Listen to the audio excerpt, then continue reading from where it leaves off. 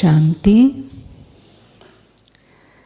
पिछले 2 दिनों से राजयोग अभ्यास के सत्रों में आपने स्वयं की सत्य पहचान और परमात्मा की सत्य पहचान विषय पर समझा और उसका अभ्यास भी किया है। स्वयं के बारे में समझा कि हम केवल भौतिक शरीर नहीं, लेकिन इस शरीर को चलाने वाली चेतन शक्ति आत्मा है। आत्मा अजर अमर अविनाशी है। मस्तक के मध्य में भ्रकुटी में एक चमकते हुए सितारे के समान आत्मा का स्थान है। अपने मूल स्वभाव में आत्मा शांत स्वरूप है, प्रेम स्वरूप है, पवित्र है, शक्ति स्वरूप है और परम धाम से सृष्टि पर आई है। और परमात्मा के विषय में समझा। परमात्मा निराकार ज्योति बिंदु स्वरूप हैं और उनका नाम शिव है। परमात्मा परम धाम निवासी हैं और सभी गुणों में ईश्वर सागर के समान हैं। राजयोग अर्थात आत्मा का परमात्मा से मानसिक स्नेहपूर्ण संबंध, और ये सर्वश्रेष्ठ संबंध है, सर्वश्रेष्ठ के साथ संबंध है, सर्वश्रेष्ठ प्राप्ति कराने वाला संबंध है। हम इसे राजयोग कहते हैं क्योंकि ये हमें स्वयं का राजा बनाता है, कर्मेंद्रियों का अधिकारी बनाता है। सामान्यतः हम कर्मेंद्रियों के अधिकारी नहीं, कर्मेंद्रियों के गुलाम होते हैं। यानी हमारी इंद्रियां हमें जैसे चलाती हैं वैसे हमारा जीवन चलता है। जो हमें नहीं देखना चाहिए वो हम देखते हैं, जो नहीं सुनना चाहिए वो सुनते हैं, जो नहीं बोलना चाहिए वो बोलते हैं, जो नहीं करना चाहिए वो हम करते हैं। लेकिन कर्मेंद्रियों के अधिकारी होना अर्थात मन वचन कर्म सभी हमारे एक समान होते हैं।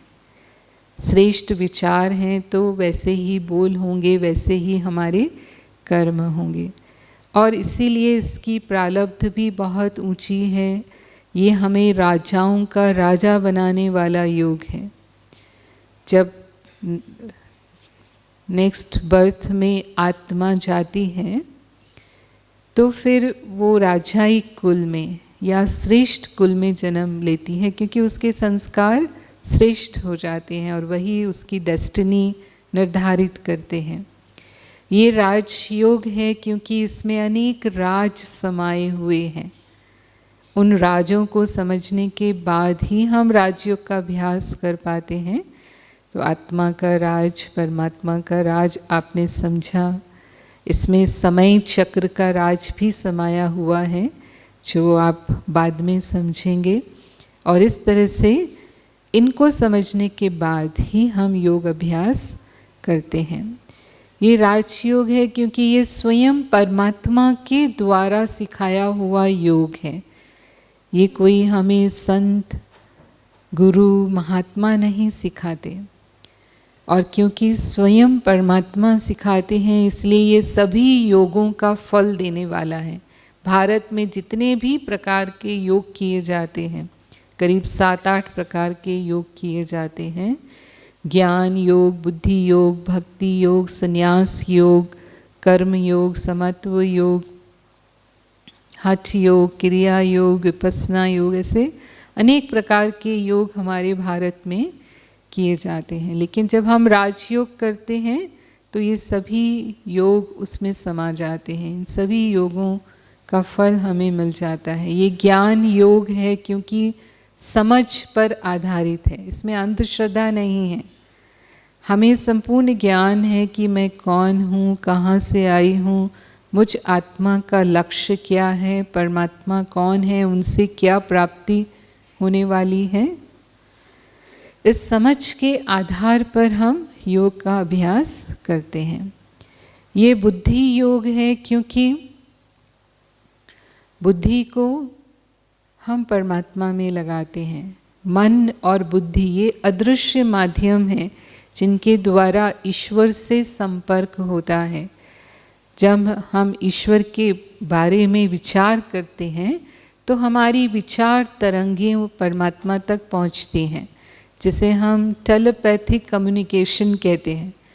दुनिया में आत्माओं के बीच में भी ये कम्युनिकेशन होता है जो सूक्ष्म स्तर पर है, दिखाई नहीं देता। जैसे हम मोबाइल से बात करते हैं तो इनविजिबल कम्युनिकेशन है। मेरे मोबाइल सेट से कुछ वेव्स निकलती हैं जो टावर से ट्रांसफ़र होती हुई हम जिससे भी बात करें, दुनिया के किसी भी कोने में हम बात कर सकते हैं, वो वहाँ तक पहुँचती हैं और फिर मेरा सेट उसे रिसीव भी करता है और इस तरह से हम कम्युनिकेट कर पाते हैं। तो ऐसे ही ईश्वर के साथ जो हमारा कम्युनिकेशन है उसका आधार हमारे मन की विचार तरंगे हैं। हम प्रेषित करते हैं और फिर उन्हें ग्रहण भी करते हैं, और इसीलिए हम कहते हैं कि मेडिटेशन टू वे कम्युनिकेशन है। सामान्यतः हम प्रेयर करते हैं, आज तक प्रेयर करते थे, भगवान की प्रार्थना करते थे, स्तुति करते थे, तो अपनी बात कहते थे, लेकिन भगवान की बात भी हम सुन सकते हैं, वो हमें ज्ञात नहीं था, वो अज्ञान था हमें। लेकिन अब हमें पता है कि परमात्मा कहाँ रहते हैं और मेरे विचार कहाँ पहुँच रहे हैं और मुझे कैसे उनको रिसीव करना है। तो ये टू वे कम्युनिकेशन हो जाता है कि हम अपने भाव प्रकट भी करते हैं और परमात्मा की शक्तियाँ हम ग्रहण भी करते हैं। हम मंदिर में जाते हैं, मूर्ति के सामने खड़े होते हैं, तो हमें पता है कि मूर्ति नहीं सुनती है, मूर्ति तो जड़ है, लेकिन फिर भी हम अपने मन की बात उस प्रतीक से कहते हैं और मानो हमारे मन की वो बात पूरी हो जाती है तो हम क्या कहते हैं क्या कहते हैं, भगवान ने मेरी सुन ली। तो कैसे सुन ली? आपका मन माध्यम बना, मूर्ति ने तो नहीं सुनी, लेकिन हम समझते हैं भगवान जहाँ भी है वहाँ तक मेरे मन की बात पहुँच गई और ईश्वर ने उसका रिस्पॉन्ड मुझे दिया है। तो राजयोग में भी मन बुद्धि माध्यम है परमात्मा से संबंध का अनुभव करने की। ऐसे ही राजयोग कर्म योग है, क्योंकि हम कर्म करते हुए यदि परमात्मा को याद करते हैं तो वो कर्म योग हो जाता है। हम तब निमित्त भाव से कर्म करते हैं और इसीलिए कर्म करते अवश्य हैं, लेकिन उसके परिणाम के विषय में हम चिंता नहीं करते हैं।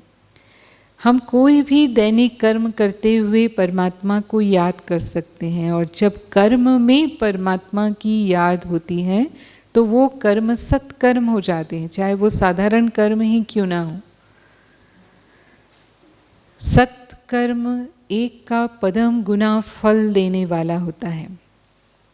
सामान्यतः कर्म को हम बीज कहते हैं और इसीलिए कहते हैं जैसा हम बोते हैं वैसा ही हम काटते हैं। As you sow so you reap. तो यदि हमारे कर्म सांसारिक स्मृतियों में होते हैं तो वो कर्म साधारण कर्म होते हैं। वो इसी तरह से है, मानो हम एक बीज बोते हैं तो वो एक बीज का एक ही फल हमें मिलता है। जैसे मानो हमने गोभी का बीज बोया तो एक गोभी का फूल मिलेगा, फिर अगर हमें दोबारा गोभी चाहिए तो फिर हमें वो बीज बोना पड़ेगा। लेकिन कुछ बीज ऐसे होते हैं जो हम बोते हैं तो एक से वो कई गुना हो जाते हैं, मल्टीप्लाई हो जाते हैं। अगर हमने गेहूँ, टमाटर ऐसे ही कोई फसल बोई तो हमें एक से कई गुना मिलता है। लेकिन एक सीज़न अगर हमें फिर से चाहिए तो फिर हमें दोबारा उसे बोना पड़ता है। लेकिन यदि हम आम का बीज बोते हैं तो हम एक बीज बोते हैं, शायद हमें इंतज़ार करना पड़ता है, लेकिन इंतज़ार के बाद जब हमें फल मिलता है तो फिर हम ही नहीं खाते हैं, हमारी पीढ़ियाँ भी उस फल को खाती हैं।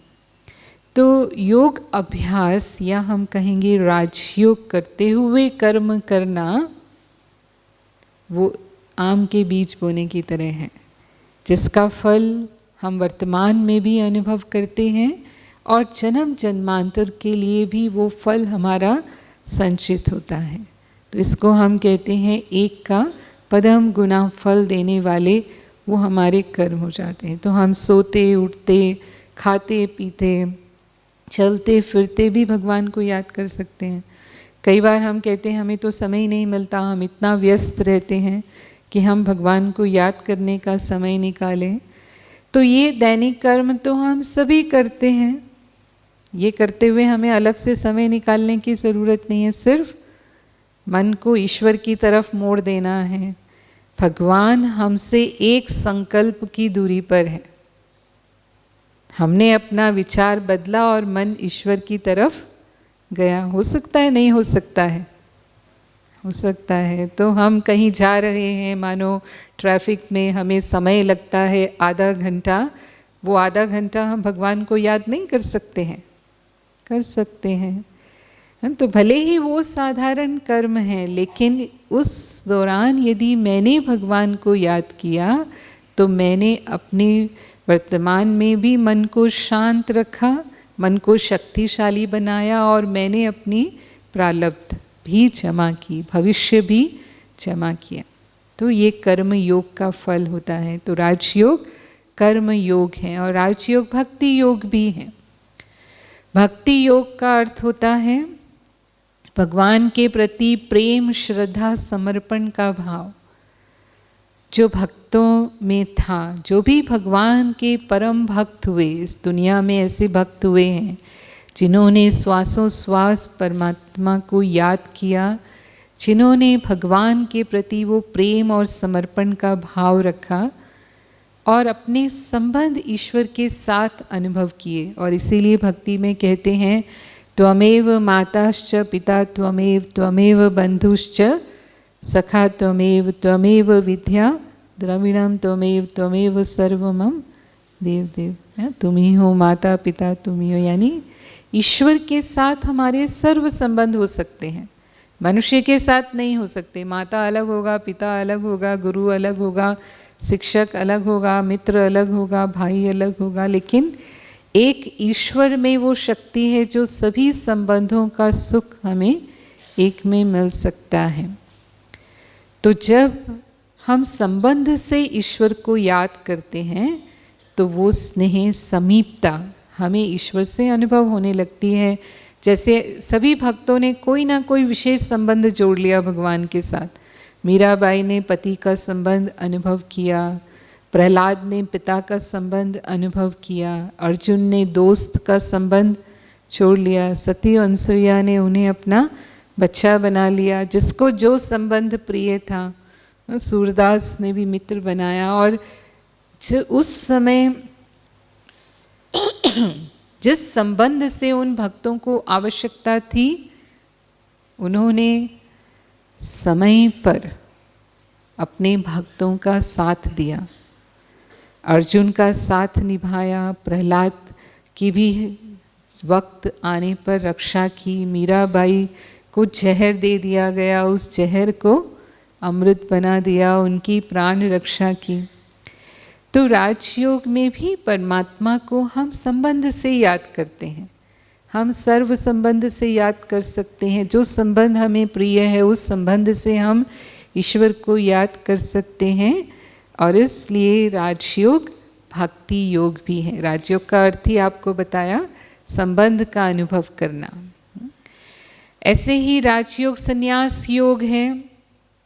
अब हमारे यहाँ भारत में संन्यास प्रचलित है, अलग अलग धर्मों में भी अलग अलग रूप से संन्यास की मान्यता है। अर्थात परमात्मा के लिए घर बार छोड़कर हम सिर्फ ईश्वर के ध्यान में अपना जीवन यापन करें। तो जब हम संन्यास का नाम सुनते हैं, खासकर आध्यात्म और धर्म की बात करते हैं, तो सीधा ये भ्रम होता है हमें कि यदि हम इस मार्ग पर आगे बढ़े तो कहीं हमें छोड़ना तो नहीं पड़ेगा।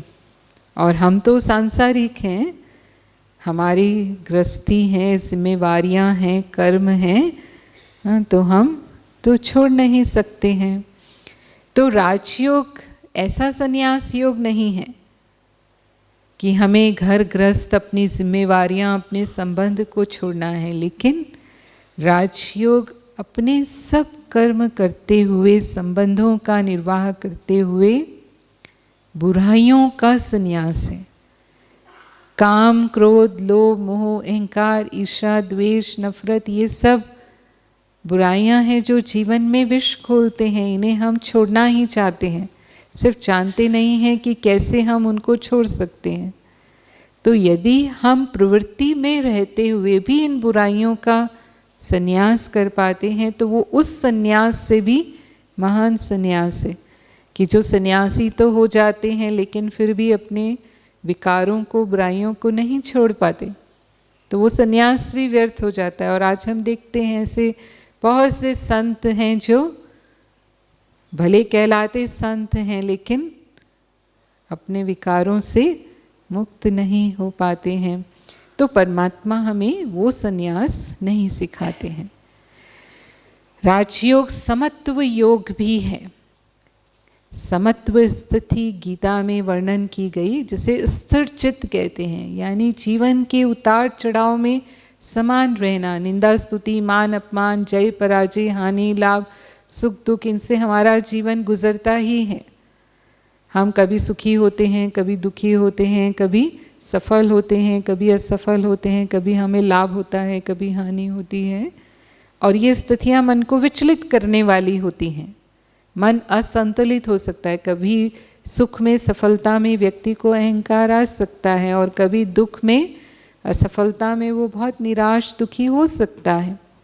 लेकिन ज्ञान से समझ होती है कि हर परिस्थिति परिवर्तनशील है, ना दुख सदा रहने वाला है, ना सुख सदा रहने वाला है। तो एक योगी हर परिस्थिति में शांत, संतुलित और स्थिर रह पाता है। ये योग की बड़ी सिद्धि है।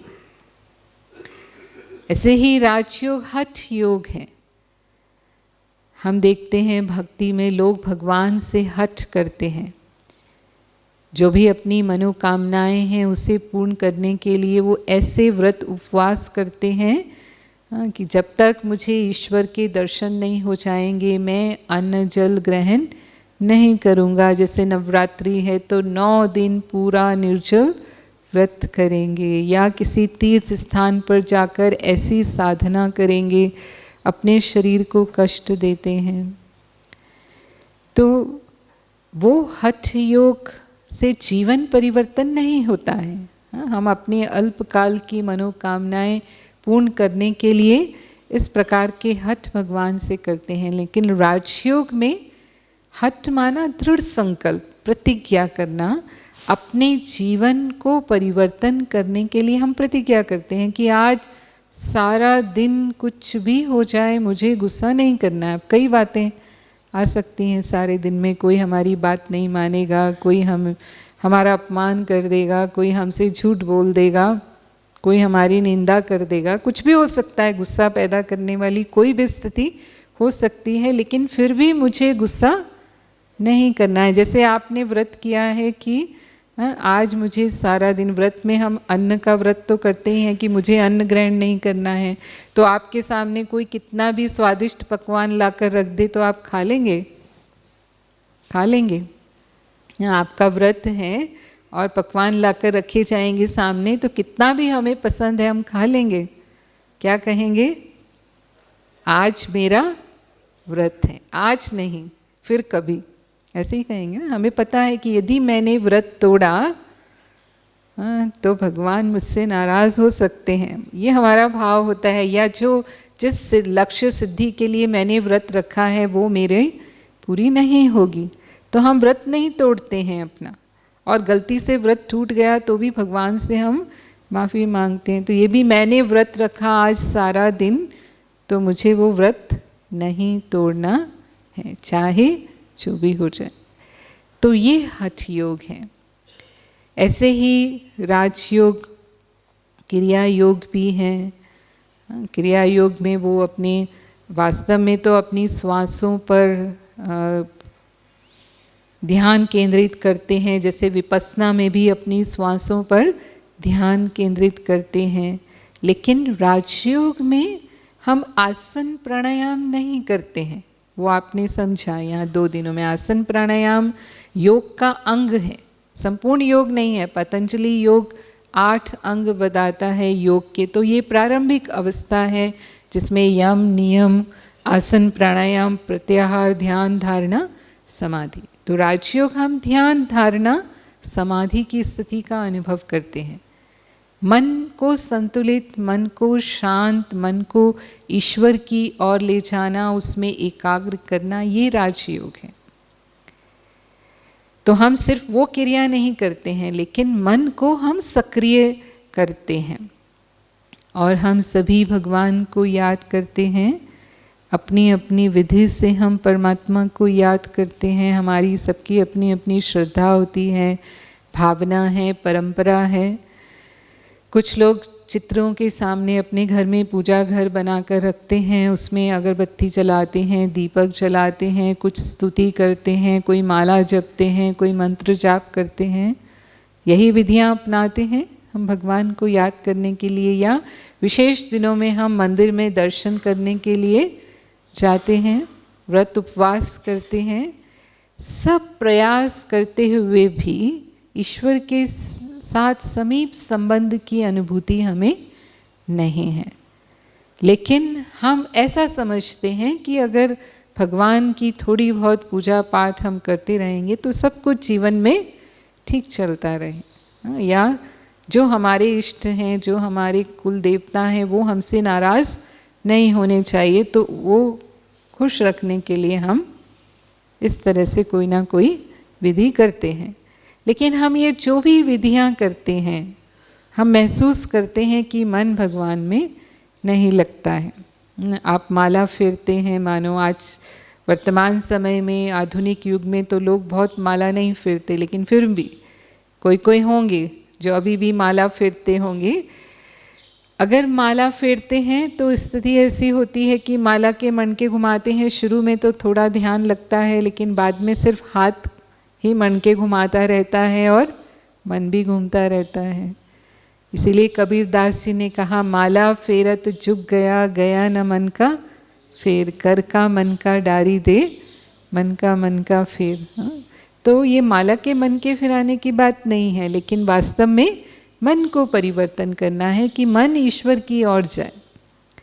ऐसे ही मंत्र जपते हैं, मंत्रों का महत्व बताते हैं, लेकिन जो भी मंत्र हम जपते हैं वो संस्कृत में होते हैं और हम संस्कृत भाषा में अर्थ नहीं जानते, क्योंकि संस्कृत हमारी वर्तमान की भाषा नहीं है। तो जब हम वो संस्कृत के मंत्र जपते हैं तो हमारे भाव उसके साथ नहीं जुड़ पाते हैं। अब मानो किसी ने मुझे कहा आप जाप कीजिए ओम नमः शिवाय, या मुझे कहा गायत्री मंत्र जपिए ओम भूर्भुवः स्वः सत्सावितर वरेण्यं भर्गो देवस्य धीमहि धियो यो नाम प्रचोदयात्। अब मुझे इसका अर्थ ही नहीं मालूम है, क्योंकि हम इसके अनुभवी हैं। जब हम छोटे थे तो हमारे पिताजी ने हमें सिखाया गायत्री मंत्र और कहा गायत्री मंत्र बोलना चाहिए, तो हम बोल लेते थे, हमें पता ही नहीं इसका मतलब क्या है, सिर्फ बोल दिया मंत्र। एक बार ऐसे ही एक छोटा बच्चा था गांव का और उसकी माँ उसे गाय चराने के लिए भेजती थी। तो जब गाय चर रही होती थी मैदान में, तब वो अकेला बैठा होता था कहीं पेड़ के नीचे। तो बच्चों में भोलापन होता है, तो ऐसे ही उसको ख्याल आया कि देखो गाय तो अपने आप चल रही हैं, मैं तो बैठा हूँ। ऐसे भगवान ने भी हमको शायद दुनिया में छोड़ दिया और हम सब अपना अपना काम करते हैं, भगवान तो ऊपर बैठा होगा। तो वो भी ऊपर अकेला होगा, मैं भी यहाँ अकेला हूँ, तो क्यों ना मैं भगवान से बातें करूँ। तो वही उसने अपने मन के भाव भगवान के सामने रखने शुरू किए कि भगवान मैं तो नहीं जानता हूँ आप कहाँ हो, आप जहाँ भी हो मैं आपको बुलाता हूँ, आप मेरे पास आ जाओ। ऐसे तो एक पंडित जी जो गांव के थे वो वहाँ से गुजर रहे थे, तो उन्होंने देखा कि ये बच्चा कुछ बड़बड़ा रहा है, जैसे लगता है किसी से बातें कर रहा है। तो पंडित जी ने उसको पूछा तुम किससे बात कर रहे हो? तो उसने कहा भगवान से बात कर रहा हूँ। तो उसने कहा भगवान से बात कर रहे हो, क्या बात कर रहे हो? तो उसने बताया कि मैं ऐसे सोच रहा हूँ और ऐसे मैं भगवान को कह रहा हूँ। तो पंडित जी ने कहा ऐसे भगवान को याद नहीं किया जाता। भगवान को याद करने का तरीका होता है, क्योंकि वो तो पंडित थे, वो सब संस्कृत के श्लोक जानते थे, कैसे भगवान की स्तुति की जाती है। तो उन्होंने उसको सिखाना शुरू किया संस्कृत में, कैसे भगवान को बोलना होता है। अब वो बच्चे को तो संस्कृत आती नहीं थी, बड़ी मुश्किल से कुछ रट लिया उसने 2-4 शब्द और कहा तुम यही बोलते रहो, खाली बैठे होते ना तब यही जाप करते रहो, यही तुम्हारा भगवान को याद करना है। वो बहुत खुश कि मैंने बच्चे को सिखा दिया। लेकिन जब वो पूजा में बैठे तो उनको अनुभव हुआ कि जैसे भगवान उनको कह रहे हैं कि वो बच्चा इतनी प्यारी बातें मेरे साथ कर रहा था और उसके दिल के भाव मुझ तक पहुंच रहे थे। अब उसको संस्कृत का मंत्र रटा दिया, उसको पता ही नहीं है कि मैं क्या बोल रहा हूँ। तो कोई भगवान के साथ संबंध उसका नहीं जुड़ पा रहा। तो हम भी यही करते हैं अधिकतर। ओम नमः शिवाय मंत्र का जाप करते हैं, उसका अर्थ है मैं शिव को नमन करती हूँ या करता हूँ। अब मुझे ये भी पता नहीं कि मैं कौन हूँ, मुझे ये भी पता नहीं शिव कौन है, कहाँ रहते हैं, तो क्या मेरा नमन शिव तक पहुँचता है? फिर हम जब मंत्र जपना शुरू करते हैं, वास्तव में मंत्र संस्कृत भाषा का शब्द है, क्योंकि हमारी आध्यात्मिक भाषा संस्कृत रही है प्राचीन काल में, तो अधिकतर ये शब्द संस्कृत से आए हुए हैं। तो उसमें संस्कृत में अर्थ होता है मंत्र का सलाह देना, जैसे मंत्री माना सलाहकार, मंत्रणा माना सलाह, तो मन को सलाह देना। दूसरा अर्थ होता है मन को मुक्त करने वाला, मन प्लस त्र शब्द का अर्थ होता है मुक्ति, यानी जो मन को मुक्त करने वाला है वो मंत्र है।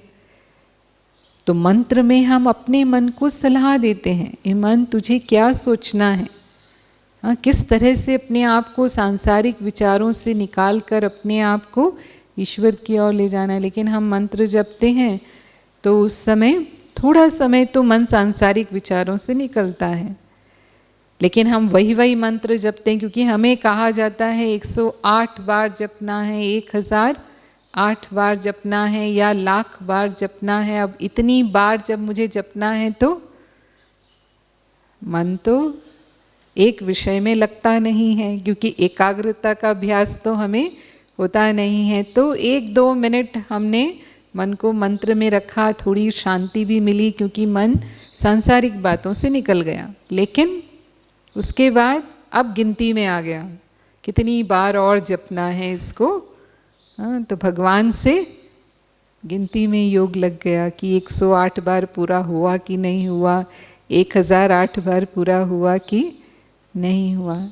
लेकिन राजयोग अभ्यास में हर एक विचार एक मंत्र है, क्योंकि हम मन को सलाह दे रहे हैं, मैं आत्मा हूँ, मैं आत्मा शांत स्वरूप हूँ, मैं आत्मा परम धाम से आई हूँ, इस सृष्टि मंच पर मैंने ये शरीर धारण किया है। एक एक विचार क्या है? अपने मन को हम अपने सत्य स्वरूप का अनुभव करा रहे हैं, सत्य की ओर उसे हम लेके जा रहे हैं। तो मंत्र जाप करने से भी मन ईश्वर से नहीं जुड़ पाता है। तो स्थूल आधार हमारे सूक्ष्म मन को भगवान से नहीं जोड़ पाते हैं, सूक्ष्म मन को सूक्ष्म आधार ही चाहिए। तो राजयोग में हम स्नेह, संबंध और प्राप्ति, ये 3 सूक्ष्म आधार हैं जो सांसारिक संबंधों में भी हमें किसी से जोड़ते हैं। अगर मुझे किसी की याद आती है तो क्यों आती है? क्यों आती है? इसको मन का योग कहते हैं ना। आपने समझा, राजयोग के 3 स्तर हैं। भौतिक स्तर है जब हम वस्तुओं को जोड़ते हैं, मानसिक स्तर है जब मन किसी के साथ जुड़ जाता है, अगर व्यक्ति के साथ जुड़ जाता है तो उस व्यक्ति से मेरा योग है। तो मुझे कब याद आएगा? जब मेरा स्नेह है, उससे संबंध है, संबंध से स्नेह होता है और मुझे उससे कुछ प्राप्ति हो रही है, अन्यथा वो व्यक्ति मुझे याद नहीं आएगा। तो यही 3 बातें यदि हम ईश्वर के साथ अनुभव करते हैं तो मन ईश्वर की ओर जाएगा, मन ईश्वर का अनुभव करने लगेगा, मन ईश्वर से जुड़ेगा। तो हम इस आधार पर 3 प्रकार से याद करते हैं। एक होता है हम याद करते हैं, दूसरा हमें याद आती है और तीसरा हमें याद सताती है। हम याद करते हैं उनको जिनसे हम परिचित हैं और हमारा यहाँ कोई अवसर है, कोई उत्सव है, उन्हें हमें निमंत्रण देना है या हमें किसी से कोई काम है, वो काम के लिए हमें वो व्यक्ति याद आ रहा है। वो नेचुरल याद नहीं है। जब समय हुआ तो हम उसको याद करते हैं, यानी मेहनत करनी पड़ती है उनको हमें याद करने में। दूसरी याद है जो हमें याद आती है, जो बहुत समीप संबंधी है, नेचुरल। बच्चे माता पिता को याद करते हैं, पति पत्नी को, पत्नी पति को, जो बहुत समीप है, न चाहते हुए भी उनकी याद हमें आती रहती है।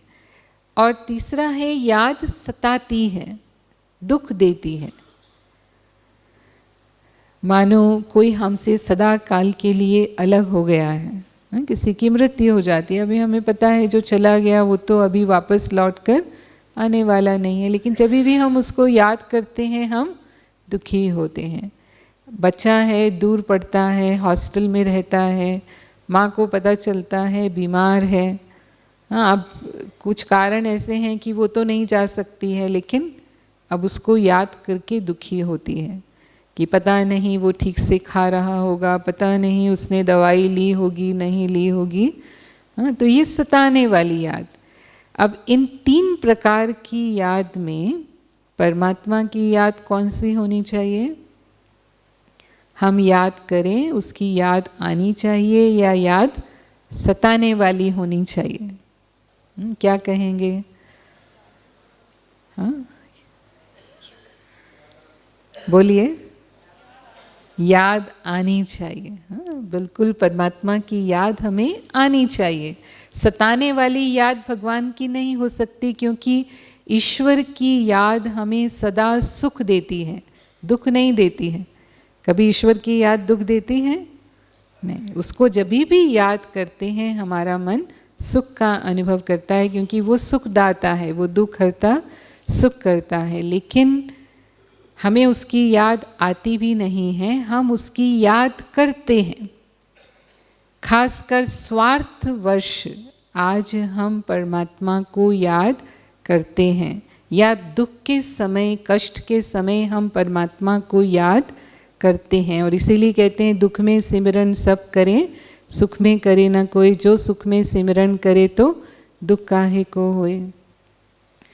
आज अगर मेरी कोई इच्छा है, कामना है, तो हम भगवान को विशेष रूप से वो सौदा करते हुए, हाँ, ये उनके सामने रखते हैं कि मैं अगर एग्ज़ाम में पास हो गया, या मुझे ये नौकरी मिल गई, हाँ, या संतान नहीं है तो संतान की इच्छा से अगर भगवान ने मेरी ये इच्छा पूरी कर दी तो इतने रुपए का प्रसाद हम उसे चढ़ाएंगे, या इतने नारियल, जो भी हमारी श्रद्धा होती है वो हम भगवान के लिए कहते हैं। तो यदि वो मेरी मनोकामना पूरी हो गई तो हम भगवान को प्रसाद चढ़ाते हैं, और यदि मनोकामना पूरी नहीं हुई, क्योंकि हम क्या समझते हैं, दुनिया में जैसे बिना लेन देन के काम नहीं होता है। आज का समय कैसा है, हाँ, ऐसे ही शायद भगवान को यदि हम कुछ ऑफर नहीं करेंगे, उसको हम वो नाम तो नहीं दे सकते, लेकिन अप्रत्यक्ष रूप से वो क्या है, उसको खुश करने के लिए हम क्या कर रहे हैं, सौदा कर रहे हैं। तो हम भी उसको मनुष्य की श्रेणी में ले आते हैं कि उसको प्रसन्न करने के लिए हमें भी यही करना होगा।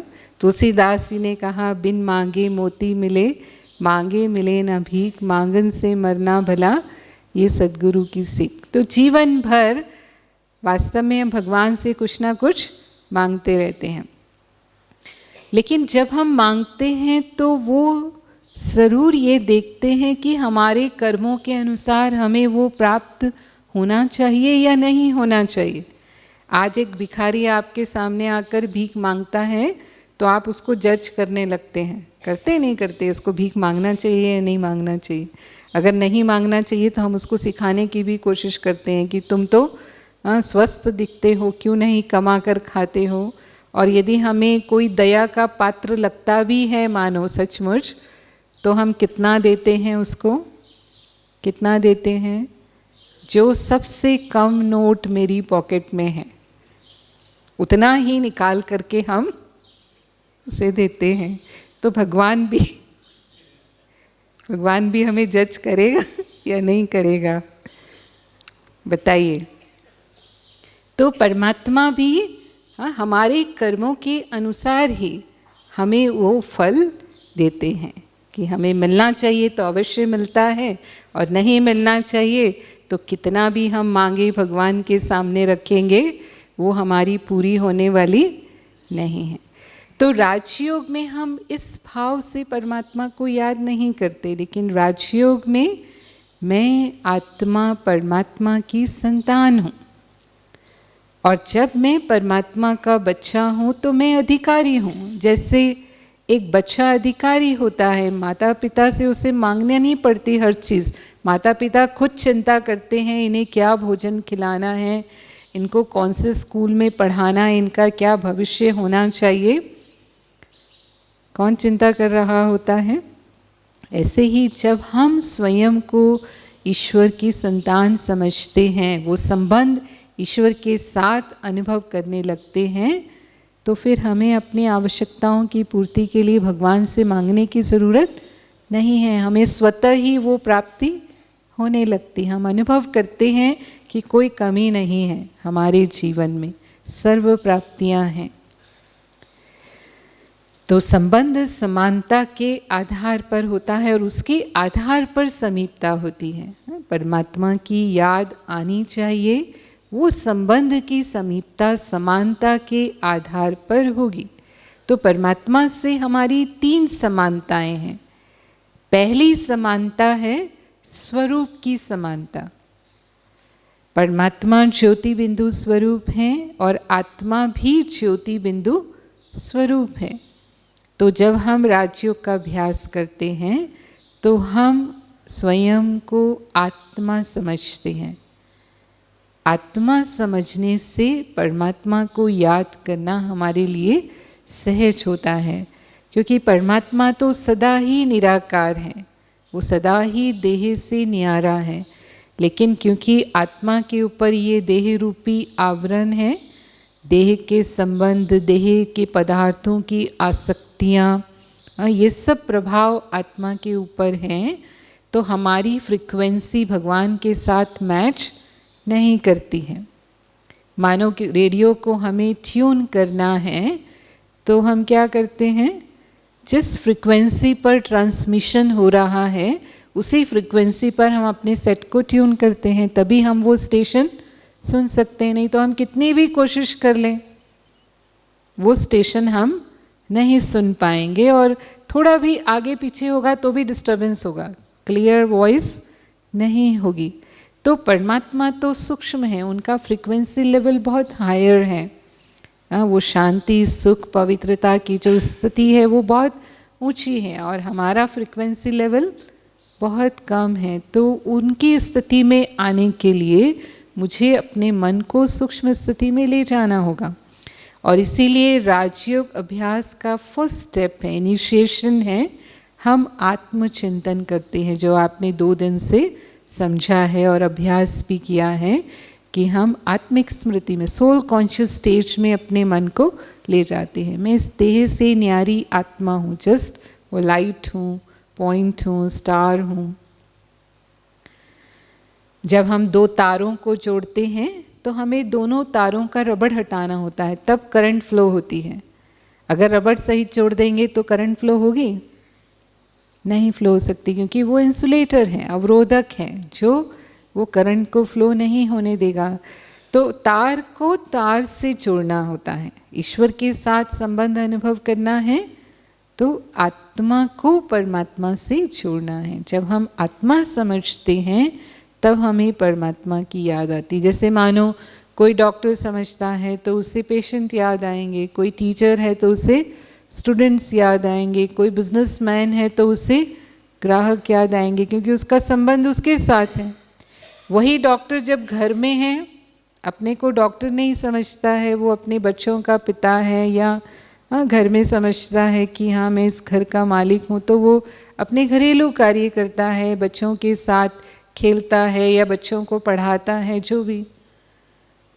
तब पेशेंट्स के साथ उसका संबंध नहीं है। तो जैसे रोल का अनुभव कर रहे हैं वैसी ही स्मृतियाँ जागृत हो जाती हैं। तो अगर हमने आत्मा समझा तो परमात्मा हमें सहज याद आएंगे। तो पहली समानता है मैं आत्मा हूँ, परमात्मा के समान ही ज्योति बिंदु स्वरूप हूँ। और दूसरी समानता है ईश्वर के साथ परमात्मा परम धाम निवासी हैं, तो मैं आत्मा भी परम धाम निवासी हूँ। वो मेरा निज धाम है, असली घर है, वहाँ से मैं आत्मा इस सृष्टि पर आई हूँ। तो यदि हम किसी से मिलते हैं, मानो एक ही घर के हैं, एक ही स्थान के हैं, एक ही कॉलोनी के हैं, तो उनसे बहुत जल्दी अपनापन हो जाता है हमें। यहाँ भी आप आए हैं, मानो यहाँ आपको कोई भाई मिलते हैं जो बिल्कुल उसी शहर के रहने वाले हैं, और या समझो उसी लगभग ब्लॉक के रहने वाले हैं, तो आप जितना जल्दी उनके समीप हो जाएंगे, जितना अपनापन आपको उनसे महसूस होगा उतना शायद दूसरों से नहीं होगा। मेरे ही भाई हैं, मेरे अपने हैं, मेरे ही गांव के हैं। ऐसे ही जैसे ही हमें ये एहसास होता है कि मैं आत्मा परम धाम की रहने वाली हूँ, मेरे पिता परमात्मा भी परम धाम के रहने वाले हैं, तो बहुत जल्दी हमें वो समीपता का अनुभव होने लगता है और मन को हम परम धाम में ले जाते हैं, क्योंकि परमात्मा परम धाम में रहते हैं। मानो आपके माता पिता हैं, वो दिल्ली में रहते हैं, और यदि मुझे उनकी याद आती है तो मेरा मन कहाँ चला जाएगा? दिल्ली चला जाएगा, क्योंकि वो दिल्ली में रहते हैं। या मानो अमेरिका में रहते हैं, तो मेरा मन कहाँ चला जाएगा? उनको याद करेगा तो अमेरिका चला जाएगा, क्योंकि वो वहाँ रहते हैं। तो मेरे पिता परमात्मा परम धाम में रहते हैं, तो जब मेरा मन परमात्मा को याद करेगा तो कहाँ चला जाना चाहिए? परम धाम में चला जाना चाहिए। तो ये राजयोग अभ्यास का दूसरा चरण है, जब हम परमात्मा को याद करने के लिए मन को परम धाम में ले जाते हैं। तो ये मन की अंतर यात्रा है, रूहानी यात्रा है। ये यात्रा है ईश्वर की ओर। फिर तीसरी समानता है हमारी ईश्वर के साथ गुणों की समानता। परमात्मा सभी गुणों में सागर के समान है और आत्मा सभी गुणों में स्वरूप है। हमने समझा परमात्मा शांति के सागर हैं, प्रेम के सागर हैं, ज्ञान के सागर हैं, आनंद के सागर हैं, सर्वशक्तिवान हैं, पवित्र हैं। तो मैं आत्मा भी इन गुणों का स्वरूप हूँ, तो हम उन गुणों का चिंतन करते हैं। भक्ति में भी आज तक हम यही करते आए कि परमात्मा को याद करने के लिए हम उनके गुणों का स्मरण करते हैं। स्तुति क्या है? उनके गुणों की महिमा का गायन करना। हे ईश्वर, आप दया के सागर हो, आप करुणा निधान हो, आप दुखहर्ता हो, या जो भी उनकी विशेषताएं हैं उनका हम गायन करते हैं, हम कीर्तन करते हैं। कीर्तन करना अर्थात उनकी कीर्ति गाना। लेकिन उसमें हम साज बजाते हैं थोड़ा, जो भी हम प्रयोग करते हैं, ढोल मंजीरे साज बजाना, वो सब करके हम कीर्तन करते हैं, तो हम बाह्य मुक्ता में आ जाते हैं, क्योंकि हम वर्णन करते हैं। और जब हम वर्णन करते हैं तो हमारी शक्तियाँ भी बाह्य मुखी हो जाती हैं। तो भक्ति करते हुए हमारे जीवन में परिवर्तन नहीं आता, आंतरिक शक्तियों का विकास नहीं हो पाता है। लेकिन राजयोग में भी हम परमात्मा के गुणों का मनन चिंतन स्मरण कर रहे हैं, लेकिन साइलेंस में, मन ही मन वो स्मरण करते हुए वो शक्तियों का हम विकास कर लेते हैं, उन गुणों का हम विकास कर लेते हैं। क्योंकि जैसी स्मृति वैसी स्थिति होती है और वैसी समर्थि आती है। जैसा हम सोचते हैं वैसा ही हम अनुभव करते हैं। और परमात्मा सागर के समान है। मन जैसे ही ईश्वर के गुणों का अनुभव करता है, हमें उसे मांगने की ज़रूरत नहीं है। कई बार कई भाई बहनें कहते हैं कि बहन जी हमारे पास वैसे सब कुछ है, लेकिन कम से कम भगवान से शांति सुख तो मांग सकते हैं कि हम सदा सुखी रहें, हमारे मन में शांति रहे, ये तो मांग सकते हैं। मांगने की ज़रूरत ही नहीं है। क्योंकि मन जैसे ही ईश्वर के समीप जाएगा, जैसे हम सागर के पास जाएंगे तो सागर का गुण है, ठंडी हवा वहाँ होती ही है, हमें स्वतः ही अनुभव होगी। मांगना पड़ता है सागर से वो हवा। आग के पास बैठे हैं तो अग्नि का गुण है गर्मी देना, तो आग के पास बैठते ही हमें गर्मी अपने आप अनुभव होने लगेगी। एसी में बैठे हैं, मांगना पड़ेगा ठंडक दे दो, एसी से ठंडक अपने आप ही हो रही है, हमें सिर्फ उस स्थान पर जाना है जहाँ वो है। ऐसे ही परमात्मा के समीप हम पहुँचे, जैसे ही मन ईश्वर के संग में आता है, उसके गुणों का स्मरण करते ही हम उसका अनुभव करने लगते हैं। शांति दे दो ये मांगने की ज़रूरत नहीं है। मैं आत्मा शांति के सागर की संतान, शांत स्वरूप हूँ। मन अपने आप शांत होने लगता है, वो शांति हमें अनुभव होने लगती है। तो राजयोग अभ्यास हमारे लिए एक चार्जर की तरह काम करता है। जैसे एक रिचार्जेबल बैटरी होती है, उसे हम यूज़ करते हैं तो वो धीरे धीरे डिस्चार्ज होने लगती है, लेकिन जब उसे पुनः चार्जर में लगाते हैं और सोर्स से जोड़ते हैं तो वो चार्ज हो जाती है। और उसका वैज्ञानिक तथ्य ये है कि बैटरी के जो केमिकल कंपोनेंट्स हैं, जब वो डिसऑर्गेनाइज हो जाते हैं तो बैटरी डिस्चार्ज हो जाती है, लेकिन जब वो फिर से ऑर्गेनाइज होते हैं तो बैटरी चार्ज हो जाती है। तो ऐसे ही जब हमारी आत्मा रूपी बैटरी डिस्चार्ज हो जाती है, तब हमारे मन वचन कर्म डिसऑर्गेनाइज्ड होते हैं। यानी जो हम सोचते हैं वो हम कर नहीं सकते, या जो हम चाहते हैं अपने जीवन में उस लक्ष्य को प्राप्त नहीं कर पाते, वो सामर्थ्य हम अपने आप में अनुभव नहीं करते हैं। तो बोलते कुछ और हैं, करते कुछ और हैं। लेकिन जब बैटरी चार्ज होती है, आत्मा रूपी बैटरी चार्ज होती है, और वो कब चार्ज होगी, कब ऑर्गेनाइज होगी, जब पावर हाउस से उसका कनेक्शन होगा। यानी परमात्मा जो सर्वशक्तिवान है, उनसे मन जुड़ते ही हमारी आत्मा रूपी बैटरी चार्ज होने लगती है और हमारे मन वचन कर्म पुनः एकात्मकता में आने लगते हैं। तो वो उसका प्रमाण है। तो जब हम राजयोग का अभ्यास करते हैं, तो जब प्रारंभिक अवस्था है, उस प्रारंभिक अवस्था में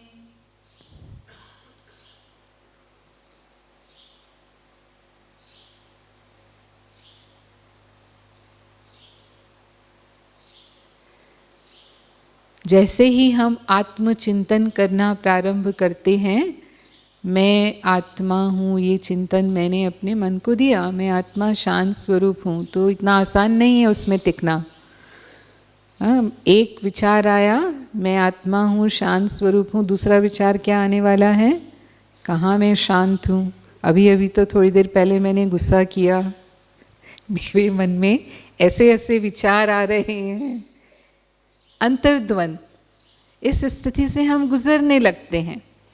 यानी मन ही मन संघर्ष की स्थिति पैदा हो जाती है, जो हम सोच रहे हैं, क्योंकि आज तक हमने अपने उस स्वरूप को अनुभव किया नहीं है। मेरा सत्य स्वरूप है, मैं आत्मा वास्तव में शांत स्वरूप हूँ, लेकिन कर्मों के प्रभाव हैं आत्मा के ऊपर, तो तुरंत कन्फ्लिक्ट पैदा होने लगता है। फिर हमें लगता है कि इससे तो अच्छा था, सिर भारी होता है, कई बार जब हम बहुत ज़्यादा उस संघर्ष की स्थिति से गुजरने लगते हैं, दूसरी बातें भी याद आने लगती हैं। ज़रूरी नहीं है कि आत्मा के गुणों से कन्फ्लिक्ट हो, लेकिन अब क्या करना है, बाहर जाएंगे, हाँ, हमारे कई काम होते हैं, वो हमें निपटाने होते हैं, उसके बारे में सोचने लग जाते हैं। किसी की बात मन में हर्ट की हुई होती है, तो जैसे ही योग करने बैठते हैं, फुर्सत में मन हुआ, तो हमें जो विचार चलाने चाहिए, जो स्पिरिचुअल थॉट्स, आध्यात्मिक चिंतन अपने मन को देना चाहिए, वो देने की बजाय हम अन्य विचारों में चले जाते हैं। तो ये संघर्ष की स्थिति, लेकिन इससे हमें घबराना नहीं है, निराश नहीं होना है। जैसे मानो कोई दीवार को हम तोड़ते हैं और वो दीवार 100वें हथौड़े में टूटती है, तो क्या पहले 99 हथौड़े बेकार गए? हर हथौड़े ने उस दीवार को कमज़ोर किया है और 100वें हथौड़े में जाकर के वो दीवार टूटी। आज तक हमने अपने मन को देखा ही नहीं, हमने अपने मन को कभी सकारात्मक चिंतन दिया ही नहीं, कभी आध्यात्मिक चिंतन दिया ही नहीं। अब हम उसका प्रारंभ कर रहे हैं, तो हो सकता है थोड़ा हमें एफर्ट करना पड़ेगा, प्रयास करना पड़ेगा, लेकिन हर प्रयास मुझे सफलता की ओर ले जा रहा है। और एक समय आएगा कि सचमुच जब मैं ये चिंतन कर रही हूँ, मैं आत्मा शांत स्वरूप हूँ, तो मेरा मन शांति का अनुभव करेगा। मैं आत्मा पवित्र हूँ, तो उस पवित्रता का मुझे अनुभव होगा। तो प्रारंभिक अवस्था के बाद हम ईश्वरीय मनन चिंतन करने लगते हैं और मन को हम परम धाम में ले जाते हैं। ये राजयोग अभ्यास की दूसरी अवस्था है, जिसे हम कम्युनिकेशन एंड कंसंट्रेशन कहते हैं, यानी ईश्वर के साथ वो संबंध का अनुभव मैंने करना प्रारंभ किया। हम परमात्मा के स्वरूप को देखते हैं, उसकी परम ज्योति स्वरूप को, उसके प्रकाश स्वरूप को, उसके पवित्र स्वरूप को हम अपने अंतर चक्षु से, स्थूल चक्षुओं से तो हम परमात्मा को नहीं देखते, लेकिन अंतर चक्षु से, बुद्धि भी एक नेत्र का काम करता है। जो भी हम सोचते हैं, हमारी बुद्धि उसका चित्र बनाती है, बनाती है नहीं बनाती। अगर मैं घर शब्द कहूँ तो आपने तुरंत अपने घर को देख लिया, स्थूल चक्षुओं से तो नहीं देख रहे हैं। कौन से चक्षु से देख रहे हैं? बुद्धि रूपी नेत्र से। इसलिए इसको तीसरा नेत्र भी कहते हैं। यहाँ पर कई बार किन्हीं किन्हीं देवताओं को ये दिखाया जाता है। तो तीसरा नेत्र, क्योंकि आत्मा का स्थान यहाँ पर है और मन बुद्धि आत्मा में है, तो हम उस चक्षु से भी बहुत कुछ देखते हैं। तो आत्मा और परमात्मा को हम अंतर चक्षु से देखते हैं और हम मन को परम धाम में ले जाते हैं, परम धाम को देख रहे हैं, परमात्मा को हम देख रहे हैं और फिर उनसे हम अपने मन का वार्तालाप प्रारंभ करते हैं। अपने मन के भाव हम व्यक्त करते हैं। परमात्मा शांति के सागर हैं, आप शांति के सागर हैं, मैं आत्मा परमात्मा के सानिध्य में शांति का अनुभव कर रही हूँ, मेरे पिता हैं, ज्ञान के सागर हैं, मुझे ज्ञान देने वाले हैं। उनके गुणों का स्मरण करते हुए वो भाव हम महसूस करते हैं और इस तरह से धीरे धीरे परमात्मा के स्वरूप में, गुणों में मन एकाग्र होने लगता है। और एकाग्रता की स्थिति में ही हमें अनुभूति होती है, जब मन सब विचारों से पार होकर सिर्फ शांत है। शांति का भी विचार नहीं है, लेकिन सहज शांति है। मन आनंद में है, वो आनंद का विचार भी नहीं है। पहले हम विचार कर रहे हैं, लेकिन धीरे धीरे मन उस अवस्था में चला गया जहाँ सिर्फ अनुभूति है। तो विचारों से ही हमें अनुभूति होती है। मानो कोई आपको किसी बात के लिए मन में भय पैदा कर देता है कि आप इस मार्ग पर जाएंगे तो ये वृक्ष जो है वो उस पर भूत होते हैं, थोड़ा ध्यान रखना। और वैसे आज तक हम कितनी बार गए होंगे उस रास्ते पर, हमें कभी भय नहीं लगा, लेकिन किसी ने मेरे मन में वो इन्फॉर्मेशन डाल दी, अब रात के समय हमें उस मार्ग से जाना पड़ा। अब क्या होगा? जैसे ही वो पेड़ दिखाई देगा, मेरे मन में विचार आया और उसी समय कोई आवाज़ भी हो गई, हाँ, तो भयभीत हो गए क्योंकि विचार आया, तो हमें वो भय का भाव पैदा हो गया। तो कोई भी अनुभूति विचारों से प्रारंभ होती है। शांति की अनुभूति का प्रारंभ भी हमारे विचारों से है, सुख की अनुभूति का प्रारंभ भी हमारे विचारों से है। तो इस तरह से हम अनुभूति की स्थिति में जाते हैं।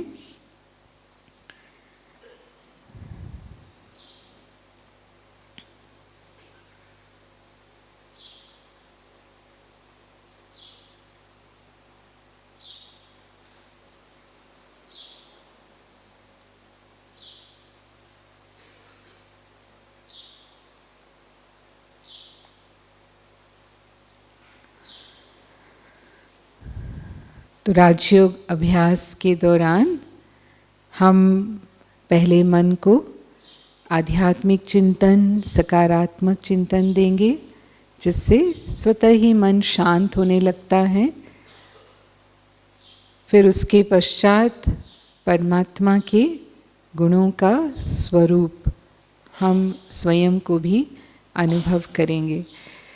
आपको ये भी बताया गया कि राजयोग अभ्यास करते समय हम अपनी आँखें खुली रखते हैं और बैठक हमारी सहज बैठक होती है। राजयोग अभ्यास के दौरान आँखें खुली रखने का कारण है कि ये कर्म योग है। हम कर्म करते हुए भी इस योग को अभ्यास करना चाहते हैं, और यदि हम आँखें बंद करके अभ्यास करने की आदत डालेंगे तो हम इसे कर्म योग की तरह नहीं कर पाएंगे। वैसे हमें ऐसा महसूस होता है कि आँख बंद करके शायद हमारा ध्यान अच्छा लगेगा। आँख खुली रख करके हमें डिस्ट्रैक्शन होता है, हमारा मन इधर उधर अन्य दिशा में चला जाता है। तो वास्तव में ऐसा लग सकता है हमें कि आँख बंद करने से हमारा ध्यान अच्छा होता है, लेकिन जैसे ही हम आँख बंद करते हैं, हम आँख बंद करके सोते हैं, और जब हम सोते हैं तो फिर हम सपने देखते हैं। मन की आदत है अवचेतन मन के द्वारा सपने देखना। यहाँ भी वही स्थिति होती है कि यदि हमने आँख बंद की, हम थके हुए हैं, तो हमें बहुत जल्दी नींद आ जाएगी। ऐसा होता है यहाँ बैठे बैठे भी। जब योग अभ्यास कराते हैं तो कई लोग थोड़ा सा निद्रावस्था में चले जाते हैं, और अवचेतन मन जागृत होता है तो उसमें अनेक स्मृतियाँ हैं।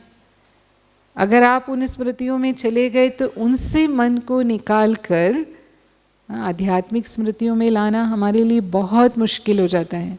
लेकिन जब हम आंखें खुली रखते हैं तो हमारा चेतन मन कार्य करता है, और चेतन मन से कर्म में भी हमें एकाग्र होने का अभ्यास है।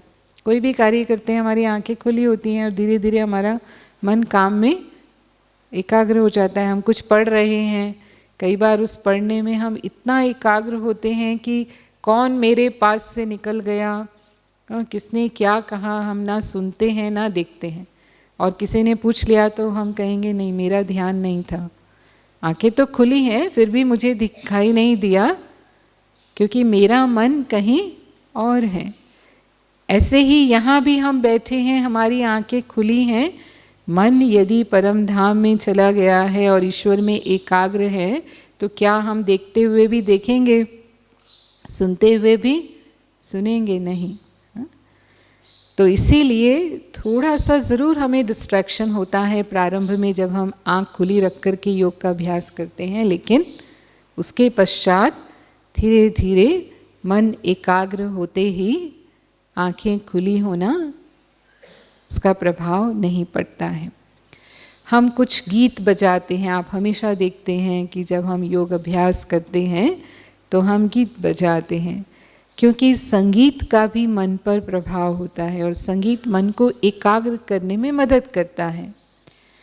और जो उसके शब्द होते हैं ईश्वरीय स्मृति के वो भाव लिए हुए होते हैं, तो वो मन की दिशा को भी बदल देते हैं। कई बार सारा दिन हम जो कार्य करते हैं उसका बहुत अधिक प्रभाव हमारे मन पर होता है, तो बहुत सहज हम उससे मन को नहीं निकाल पाते हैं। लेकिन कोई गीत सुना, यदि आपने दुख के भावों से भरा हुआ गीत सुना तो क्या हो जाएगा? मन दुखी हो जाएगा। अगर आपने खुशी के भावों से भरा हुआ गीत सुना तो मन खुश हो जाएगा। देशभक्ति के भाव से भरा हुआ गीत सुन लिया तो वैसे ही भाव जागृत हो जाएंगे। ऐसे ही कोई साधारण फिल्मी गीत सुन लिया तो, और अगर भक्ति गीत सुना, भगवान की यादों का गीत सुना तो यही अंतर होता है कि जब हम प्रभु स्मृति के गीत सुनते हैं तो हमारा मन सहज उस दिशा में लग जाता है। तो कोई भी 1 या 2 गीत हम प्रारंभ में यदि प्ले करते हैं तो उससे अंतर पड़ता है। तो इसीलिए गीत बजाते हैं और प्रारंभ में मन को हम थोड़ा ये आधार देते हैं। बाद में आवश्यक नहीं है हमेशा हमें गीत का आधार लेना पड़े। ऐसे ही लाइट्स हम चेंज करते हैं, तो लाइट्स चेंज करने का अर्थ है मन को थोड़ा सा हम कंडीशनिंग देते हैं। जैसे हम इसी लाइट में बैठे हैं तो हमें ऐसा नहीं लगेगा कि हम योग के लिए बैठे हैं। जो रेड लाइट्स करते हैं, एक तो वो हमें परम धाम की स्मृति दिलाती है, क्योंकि परम धाम का रंग सुनहरी लाल है। हम वही एग्जैक्ट कलर तो यहाँ क्रिएट नहीं कर सकते, लेकिन फिर भी कुछ हद तक वो आभास हमें होता है, तो मन को परम धाम में ले जाना सहज होता है।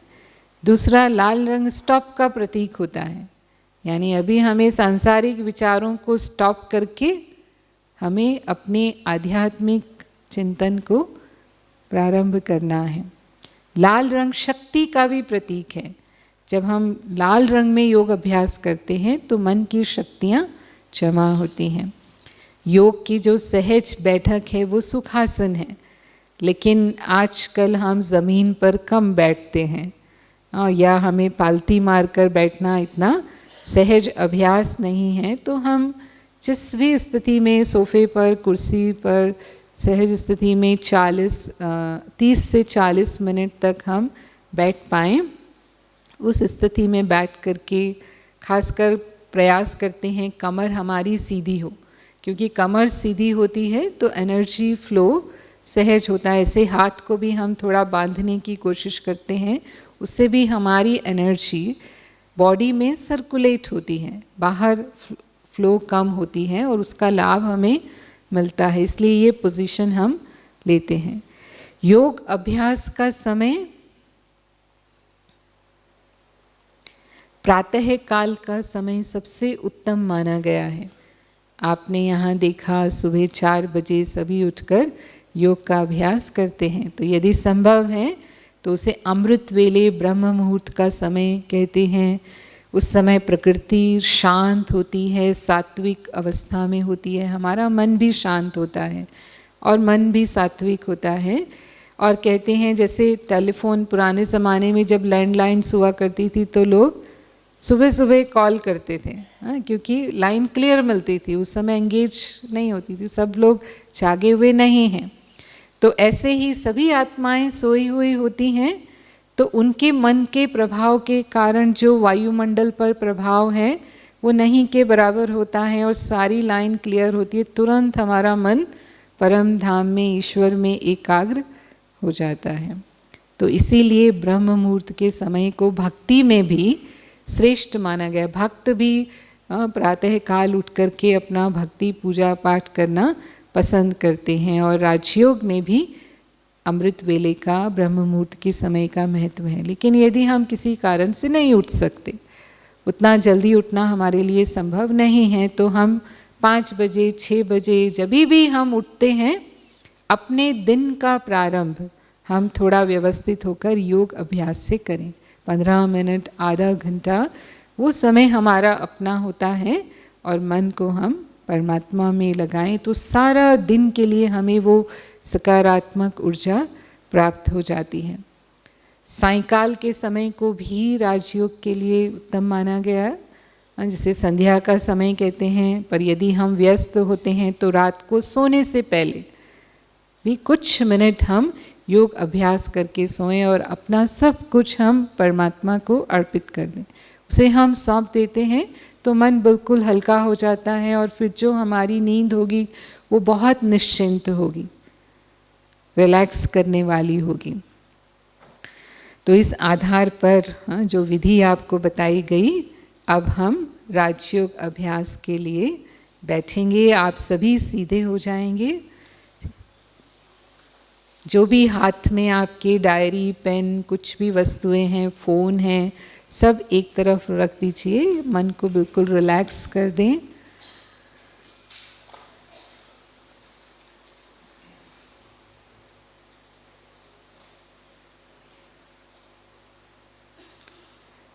अपने मन को न्यारा कर लें और तैयार करें अंतर यात्रा के लिए।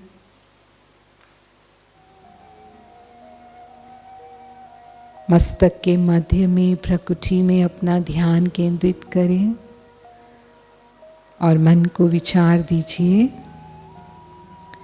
मैं एक चैतन्य शक्ति, दिव्य शक्ति आत्मा हूँ।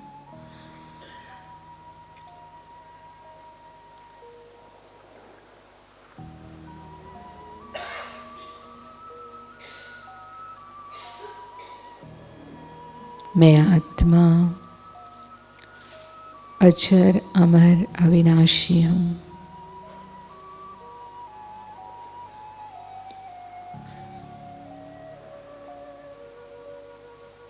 इस संसार में कर्म करने के लिए मैंने इस शरीर का आधार लिया है।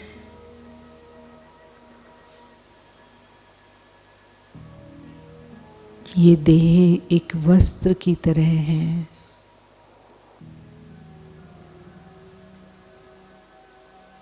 मैंने अनेक नाम रूप वाले शरीर धारण कर इस सृष्टि मंच पर अपना पार्ट बजाया है।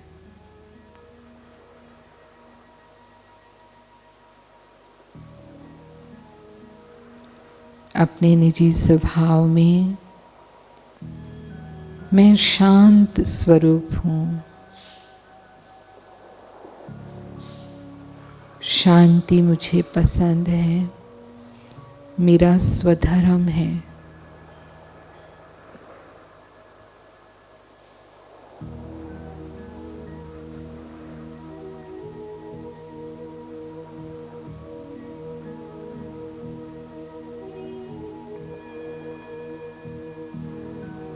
मैं आत्मा शुद्ध और पवित्र हूँ, शक्ति स्वरूप हूँ।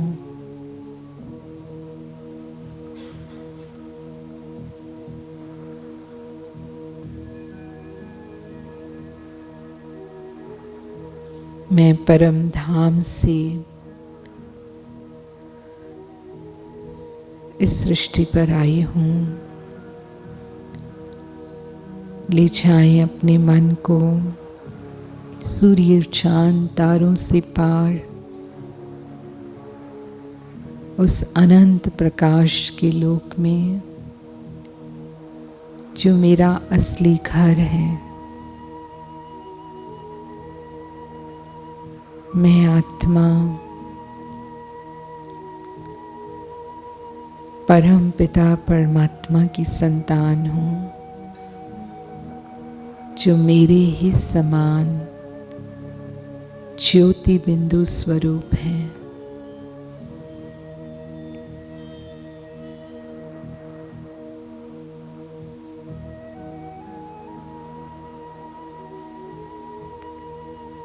मैं स्वयं को शिव बाबा के समीप अनुभव कर रही हूँ।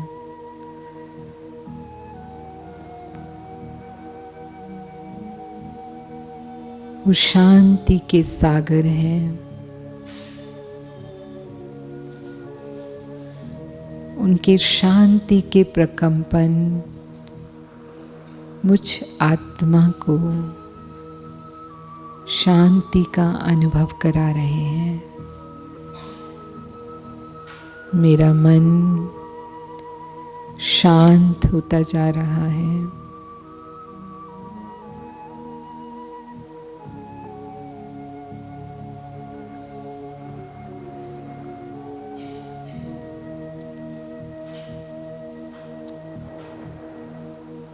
यहाँ संपूर्ण शांति है।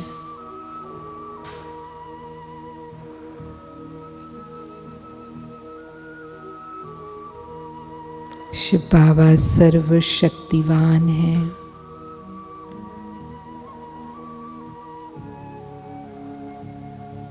उनकी दिव्य शक्तियाँ मुझ आत्मा में समा रही हैं।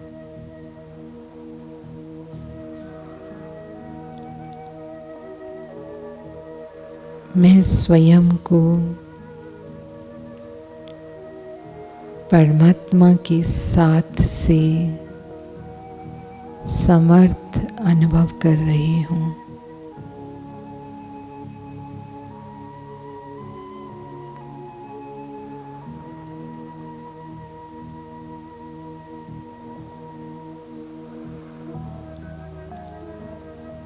वो परम पवित्र हैं।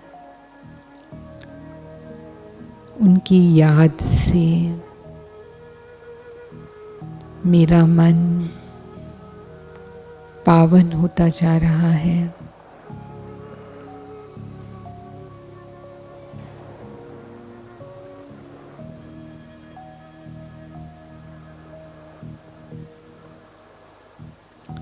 शिव बाबा ही मेरे सच्चे माता पिता,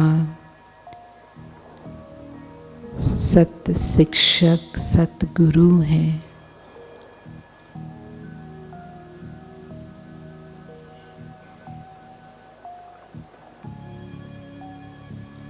मेरे कल्याणकारी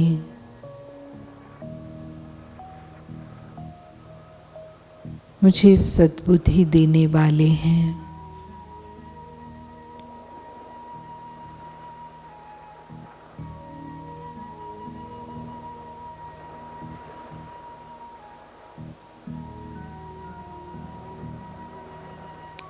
मैं बहुत भाग्यवान हूँ। स्वयं परमात्मा का मार्गदर्शन मुझे प्राप्त हुआ है।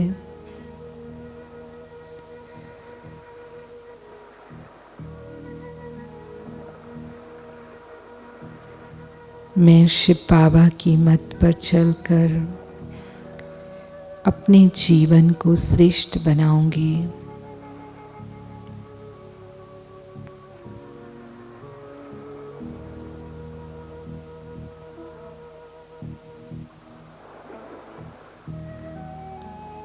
शिव बाबा की याद मुझे परम आनंद, अतीन्द्रिय सुख का अनुभव कराने वाली है।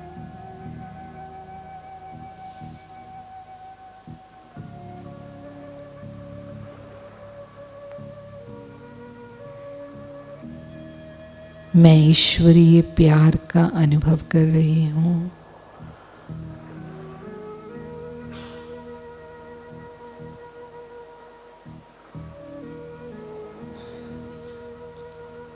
उस पिता को जिसको मैंने अनेक जन्मों तक पाने का प्रयास किया,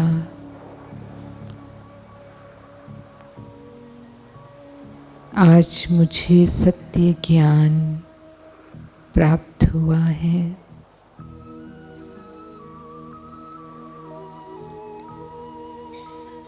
मेरे जन्म जन्मांतर की थकान बाबा ने मिटा दी है।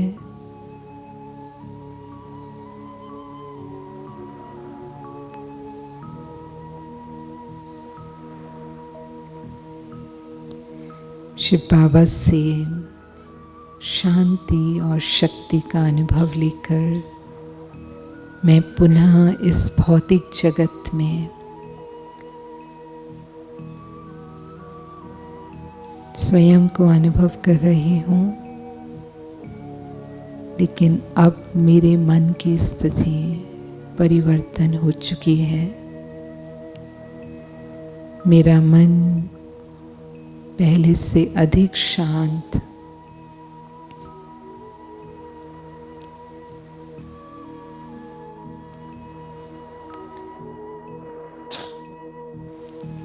अधिक शक्तिशाली है।